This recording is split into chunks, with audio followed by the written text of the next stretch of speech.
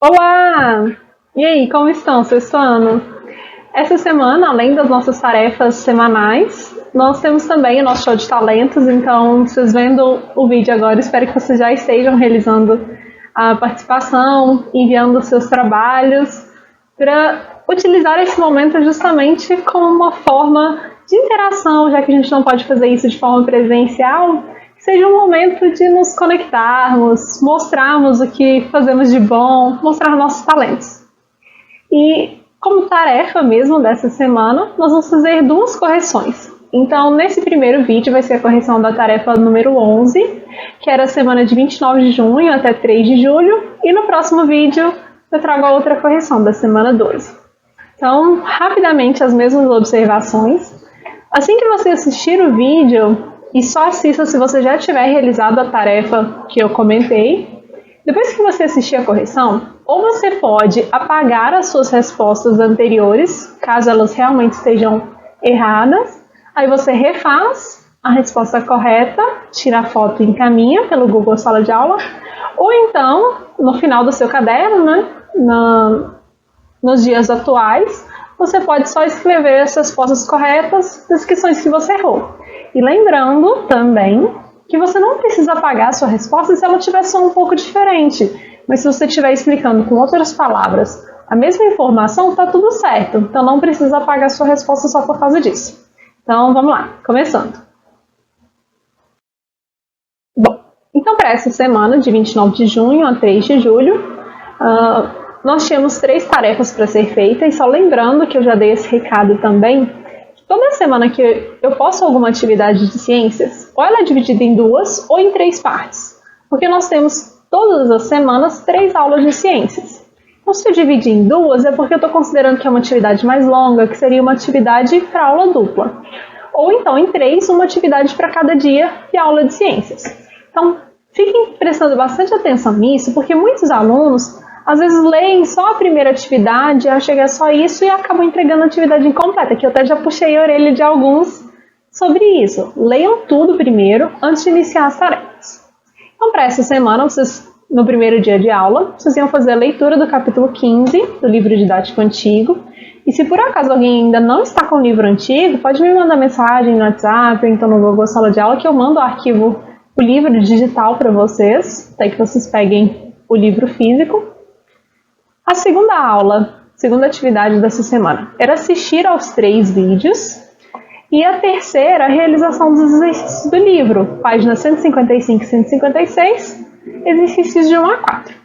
E caso alguém não consiga assistir os vídeos, eu sempre deixo a sua informação que você pode reler o material, nesse caso o livro, para poder tirar suas dúvidas. Mas eram 3 vídeos muito curtos, um de 2 minutos, 2 minutos e de 6 minutos. Então, bem tranquilo para ajudar vocês de uma forma bem mais visual para entender sobre essas mudanças de estado físicos.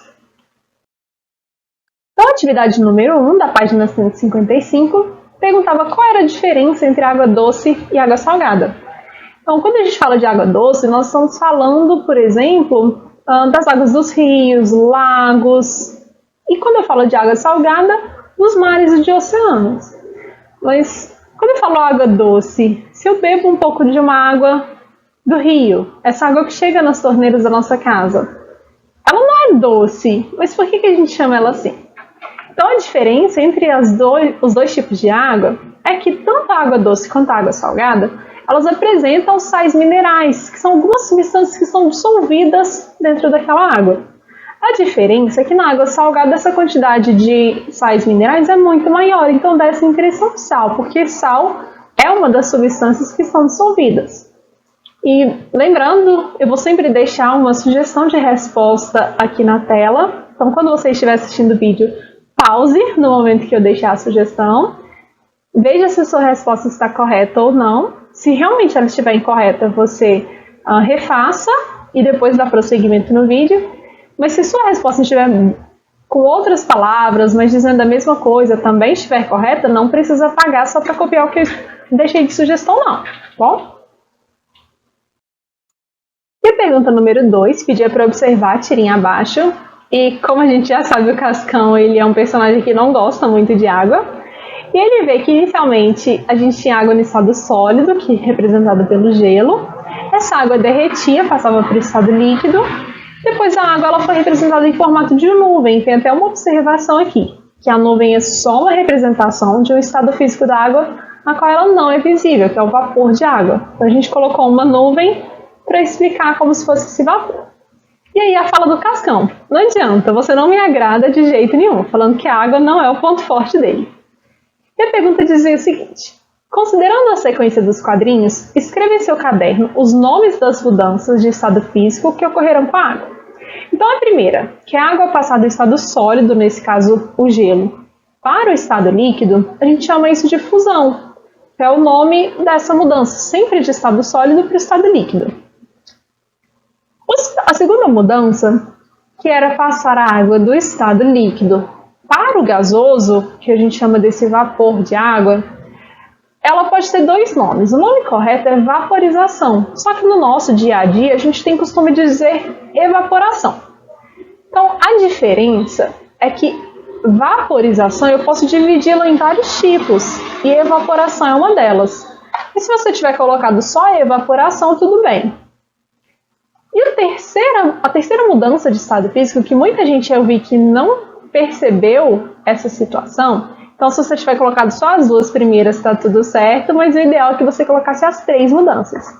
É que quando esse vapor de água, ou seja, água no estado gasoso, ela começa a formação da nuvem, a nuvem é a água voltando a ficar no estado líquido.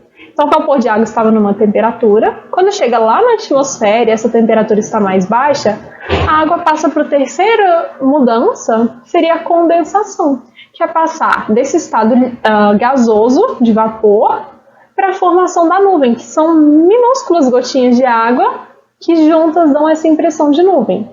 Então essa terceira mudança é a condensação. Se você tiver percebido só as duas primeiras, tudo bem. Se você colocou as três, melhor ainda. Depois, ainda na página 155 e 156 do livro, vem a terceira pergunta. De toda a água existente no planeta Terra, aproximadamente 2,4% encontra-se no estado sólido.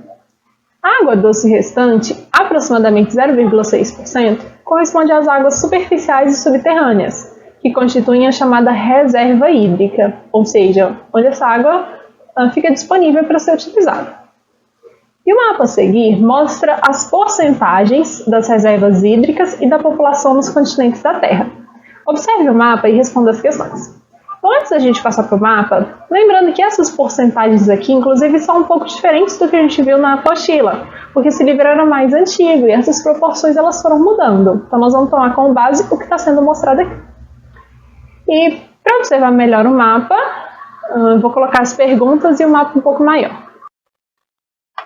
Então, a letra A queria saber qual das regiões apresenta a maior população. Então, como que eu vou ter essa informação só com base no gráfico?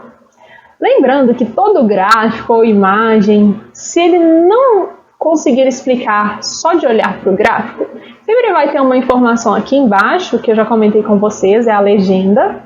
E essa legenda ela traz uma informação extra, para que você consiga entender o que esse gráfico quer te mostrar. Então a legenda está dizendo que toda vez que eu tiver uma barra azul, representa a porcentagem de água no mundo. Então, por exemplo, na América do Sul, a barra azul representa 26%, ou seja, de toda a água do mundo, dos 100% da água disponível no planeta, 26%, e aqui considerando só água doce, né, esquecendo o oceano, 26% dessa água doce do planeta estaria na América do Sul. E a legenda diz também que a barra preta mostra a porcentagem da população do mundo. Então, do total de pessoas que viviam no mundo na época, 6% apenas estavam na América do Sul. Então, esse foi o nosso exemplo. E agora vamos responder a pergunta. Qual das regiões apresenta a maior população? Então, para isso, a gente teria que observar todas as barras pretas e ver o maior valor. Então, de cara, está aqui a região da Ásia, continente asiático, em que nesse continente mais da metade da população do mundo mora lá. Então, 60% da população. Então, nós vamos responder, pode colocar, só que o continente asiático ou Ásia. Tudo bem. E a letra B, quais as regiões apresentam a menor população? Então, eu continuo na barra preta, que é a porcentagem da população, e agora eu quero saber a menor. Então, olhando, comparando uma com a outra, eu vejo que a menor está aqui, a Oceania. Apenas 1% da população do mundo inteiro vive no continente da Oceania. Então, a questão é que muita gente não prestou atenção no detalhe da pergunta, que dizia quais regiões, no plural.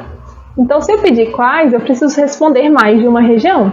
Então, além da Oceania, qual região que apresenta uma população menor? A segunda de baixo para cima, a segunda menor. Então, a gente observando as populações também, estaria a América do Sul com 6% da população. Então, se você respondeu só 1%, está quase certo, porque eu precisava de responder mais de uma região. Então, Oceania e América do Sul. Já na pergunta C, qual das regiões apresenta a maior reserva hídrica? Então, nós vamos agora para a barra azul. E a maior reserva, que vai ter a maior barra azul, nesse caso, foi a Ásia, com 36%. E na letra D, qual das regiões apresenta a menor reserva hídrica? Então, a barra azul menor, que representa apenas 5%, foi a Oceania. E a gente pode observar que nós tivemos até uma coincidência, ainda bem, que o continente onde eu tinha maior população, que era o continente asiático, com 60% da população, também detém a maior quantidade de água. Assim como o continente com a menor população também tem a menor quantidade de água. Já pensou se fosse o contrário? Se a Ásia, por exemplo, que tem a maior população, ela tivesse a menor quantidade de água? Ia ser um problema seríssimo. E a letra E, quais regiões têm reserva hídrica menor do que a América do Sul? Então, primeiro, observando que a América do Sul ela tem 26% da quantidade de água disponível no nosso planeta, é só eu olhar qual das regiões, ou melhor, quais, eu quero saber todas, em que essa reserva é menor do que na América do Sul. Então, vamos olhando uma por uma. América do Norte e América Central, 15%, Europa, 8%, África, 11%, Oceania, 5%, todos esses valores são menores do que 26%. Então, só a Ásia, que possui uma quantidade maior de reserva hídrica, ou seja, de quantidade de água, do que a América do Sul. E o número 4 pedia para observar a tirinha para responder as questões. Então, o Cebolinha, ele primeiro brinca, olha, estou com tanto frio, mas tanto frio, que não posso nem falar celtas palavras, como, por exemplo, água. E ele brinca depois, que quando ele acaba de falar água, sai uma pedrinha de gelo da boca dele. E ele brinca, viu? Então, óbvio, foi um exagero, né? Só uma tirinha para brincar sobre isso. E aí vinha a pergunta letra A. Em qual estado físico a água se encontra na saliva? Então, já que a pegadinha foi justamente ele cuspindo a água, que estava presente na saliva, ela passou para o estado sólido, na saliva a gente tem a água no estado líquido. E a letra B, qual o nome da mudança do estado físico da água mostrada no último quadrinho?